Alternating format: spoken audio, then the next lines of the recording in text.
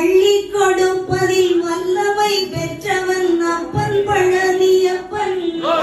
தினம் மச்சம் தவிர்ப்பவன் ஆறுதல் சொல்பவன் அப்பன் பழனியப்பன். கள்ளங்கவடம் இல்லாதவர் தம்மிடம் காவலில் நின்றிருப்பான். அங்கு கண்ணடையாய் வரும் மானிட ஜாதியை கண்டு கழித்திருப்பான். ஜோதி பிழம்பும் உண்டோ அந்த சுப்பையன் போலொரு அற்புத தெய்வத்தை சொல்ல மொழியும் உண்டோ. வெள்ளி விழி பனி ரெண்டையும் கண்டவின் வேறொரு சொர்க்கம் உண்டோ. அண்டி வேஷத்திலாயினும் வீரத்திலாயினும் வெள்ளனை வெல்வதுண்டோ. சித்தர் வணங்கிய சேவர் கொடியோரை சேர்ந்து பணிந்திடுவோம்.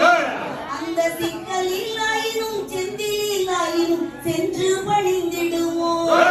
பக்தருக்கென்றே நந்திருக்கும் பழனியை கண்டு கொள்வோம். அங்கு பாலாபிஷேகமும் தேனாபிஷேகமும் செய்து பணிந்திடுவோம்.